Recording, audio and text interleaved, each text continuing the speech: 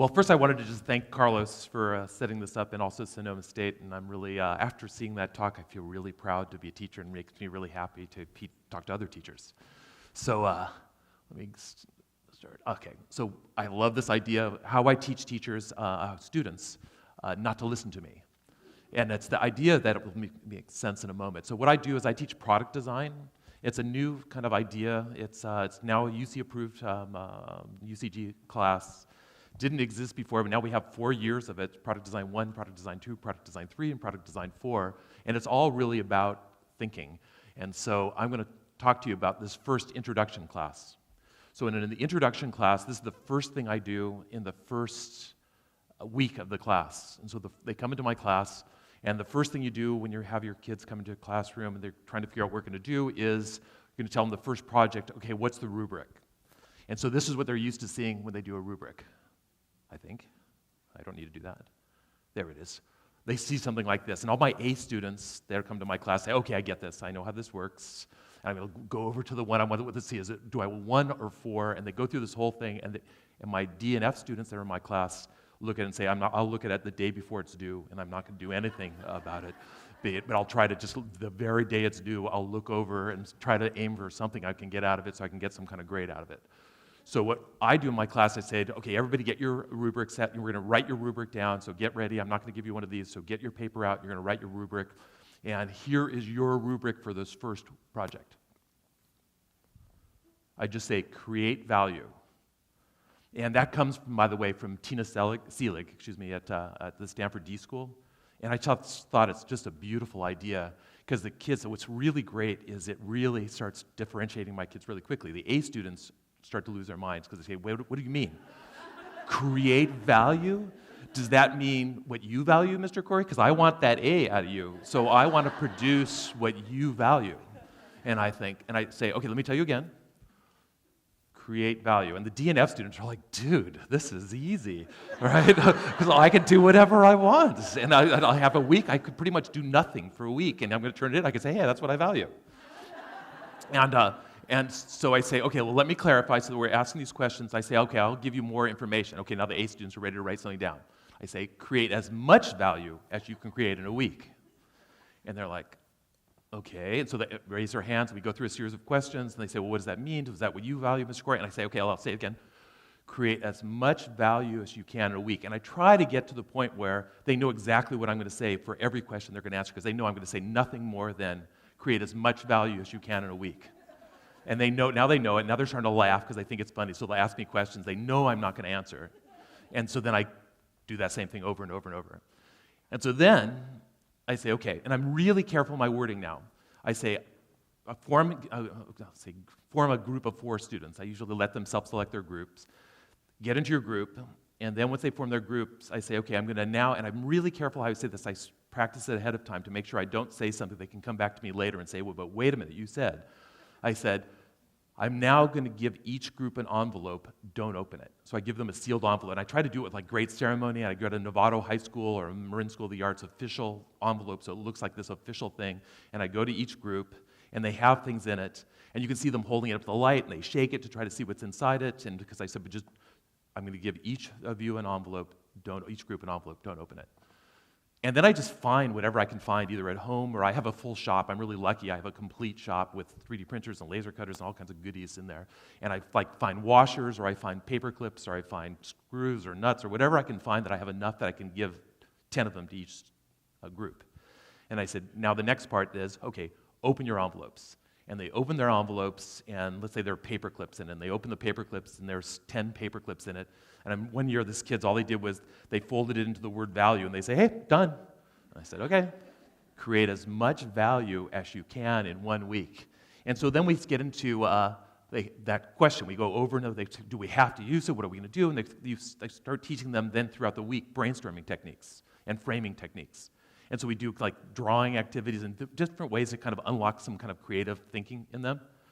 And so they sit around and they kind of measure things. I give them things to kind of, how do you go about representing things? We teach them sketching techniques, how do you come up with ideas fast, but different ways of being able to come up with ideas, because they know they have a week to create as much value as they can. I want them to kind of get into kind of this creative thinking idea. And then usually by the 3rd day, there is this aha moment one kid will come up to me and say, "Do I have to use the washers?" And I say, "Create as much value as you can in 1 week." And the kid will turn to the entire class and say, "We don't have to use these things." And then all of a sudden, the ideas go crazy, and it's really fun. The conversations are deep and interesting, because a kid will come up to me and say, "Can we just earn money? Because I like money." And I create as much value as you can in 1 week. And now they're knowing whether the kid will say, "Well, money is measurable. I know that's something I can see how much I can create." Some kids I really love. One group of kids, they said friendship is the thing that they value most. So they created a site, and they said they're going to measure their value, how much value they created, by how many people hit their site. Some people love music, and so people said they wanted to create things based on what they value. And then all of a sudden, the conversation they took over the conversation. I didn't have to do anything any longer. And so at that point, at the end of the week, each group had to give a presentation. So this group, these are 2 girls, it was actually a group of 4 girls, and they decided they cared about fashion. So they built this fashion book, and they made a dress, and they said they wanted to design things, and they value things that they can wear. Some kids, I had all kinds of things. One kid's made you're not going to believe this, they made a urinal cake, if you know what a urinal cake is. But they made a musical urinal cake, because they thought it would be fun when you, excuse me, it's gross, but when you pee, if it made music. And ultimately, we said, well, what happens if you make it so that it makes specific tones and it talks to your iPhone? The iPhone listens to the tone, and it gives you a score on how well you're doing. And I think that's a product, right? I think that every bar in America should have it, right? So that's what the idea, and I mentioned this one thing I'm calling additive design, because one of the things I'm trying to get them to do, we talk about things like, positive reinforcement and how do you make sure you kind of give good positive feedback. What additive design is, every time you see something, you see a new idea, the tendency is to see what's wrong with it and then tell the other person what's wrong with it, which tends to close down the creative process. And so what I'm trying to get students to do is say, okay, listen to that voice that says, okay, that doesn't work. Come up with a solution that works and then share that. And we go through this whole process, and I spend a week on teaching them how do you do additive design, rather than I call it either additive, meaning you add to the design so people want you to help them. Negative, obviously, is something that you do, subtractive design. Or neutral. If you just say, hey, that's really nice, I like it. Well, okay, I can't do anything with that, right? It's just a bit of information, but it doesn't, it makes you feel, I guess, good, but it doesn't help in the design. So that's why I wanted to mention additive design, so these kids are getting to that practice of design. How am I doing time-wise? And so which brings me to lollipops. Because I had this one student in my class, and this was a DF student. And he was a language learner. English wasn't his first language. And he struggled in high school. And he decided, this is towards the end of the school year, because the end of the school year in my class, each kid has to design a product, and they actually have to take it through the entire process and really understand it and prototype it. And his product, out of this process of not listening to me, learning to listen to himself, was that he discovered or told me that what he wanted to do was he wanted to make a product that would improve self-esteem in high school students, because he was a DF student. And he was in a school or in a place where he kind of felt kind of bad about himself, but now he felt like he wanted to kind of make something that students would actually feel better about themselves in high school. So he decided, he learned about cortisol, because I said, well, if you're going to want to improve self-esteem, you better understand self-esteem. So he started doing some research. In the course of doing the research, we introduced him to Google Scholar, not just doing a search, so he actually started to read scholarly articles. Then he started reading scholarly articles. He said, hey, cortisol concentration goes up when you feel better about yourself. So if you just stand like this, it actually improves that chemical in your system that makes you feel better about yourself. So I'm going to make a product that lies to people. So what it's going to do is it tells you look at the numbers, hey, my cortisol's higher today. And it gets better and better and better, so he thought that would make you feel good about yourself. And I said, oh, that's a really interesting idea, but now let's go deeper. Why don't you study ethics now? So he started studying ethics. And it was just awesome, right? And he found out there was this study that was done by a professor of medicine at Harvard, and they were doing a study, and they were actually trying to find out if people who think they're going to get better from asthma, if they think they're going to get better, will they get better, and does it help? And it turns out one person believed it so well they stopped taking their medication, actually died in the thing, so he came back to the conclusion this is an unethical product, And so he decided to build these lollipops. And what he did was he built a lollipop that has a tube in it. So when you suck on the lollipop, it actually pulls some of your saliva, because that's where you can measure cortisol concentration. And it actually measures your cortisol concentration, and it sends it to your iPhone, so you can actually see what your real cortisol concentration is. And what I love about this is a kid who was bad in school, was getting D's and F's, who was doing scholarly research, was making real products, was programming them. The stuff that he made, that he left with, I found just awe-inspiring. And it made me feel really great about being a teacher. Because what was happening with him, I hope, is, this is a quote from Steve Jobs, and this is what I'm trying to get the kids to. We get into this great conversation at the end of this week, and the question is, what do you value? And go do it. Don't listen to me. What you need to do is listen to you. Don't listen to me. There's things I can help you with. There's directions I can help you with, like what Yvette Brown said. That was beautiful. And that's something I can help you with, but you need to find where you are. So I'm going to, if I have time, I want to read the whole quote, but it just says, I put it here so I can get to it.